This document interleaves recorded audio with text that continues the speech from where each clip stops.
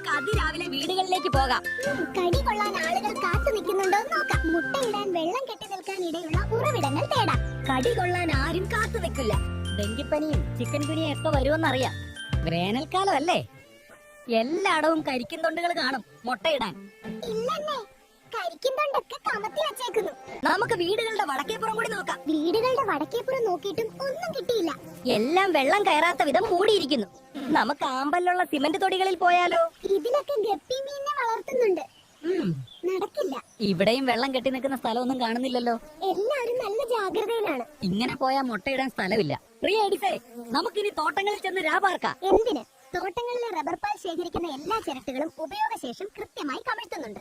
അവസാനത്തെ ആശ്രയമായി ആക്രി കടയിൽ പോയാൽ ആക്രി കടകളിൽ ഹെൽത്തി കേരള വിസിറ്റുമായി ബന്ധപ്പെട്ട് കൃത്യമായ പരിശോധനകളാണ് നടക്കുന്നത്. വേസ്റ്റ് എല്ലാം വെള്ളം കയറാത്ത വിധം സുരക്ഷിതമായി സൂക്ഷിക്കുന്നുണ്ട്. 7 ദിനങ്ങൾ കൊണ്ട് മുട്ട വിരിയുമെന്നുള്ളത് കൊണ്ടാ. വെള്ളിയാഴ്ച സ്കൂളില്, ശനിയാഴ്ച സ്ഥാപനങ്ങളില്, ഞായറാഴ്ച വീടുകളില്, ആഴ്ചയിൽ ഒരിക്കൽ ഉറവിട നശീകരണം. കടുത്ത വേനലാണ്. ഈ വൈശാലിയിലെ പയ്യൻ വന്നാലും മഴ വരുമോന്നറിയില്ല. എന്നാലും മഴ വരുമ്പോ വെള്ളം വീണ് മുട്ട വിരിയണമെങ്കിൽ മുട്ടയിടാൻ ഇടം വേണ്ടേ? മുട്ടയിടാനുള്ള ഒരു ഉറവിടങ്ങളും നമുക്ക് കിട്ടിയില്ലെങ്കിൽ നമ്മൾ എന്ത് ചെയ്യും? പ്രത്യേകിച്ച് ഒന്നും ചെയ്യാനില്ല. ഇവിടെ ആരോഗ്യ ജാഗ്രത പ്രവർത്തനങ്ങൾ കാര്യക്ഷമമായി നടക്കുന്നു.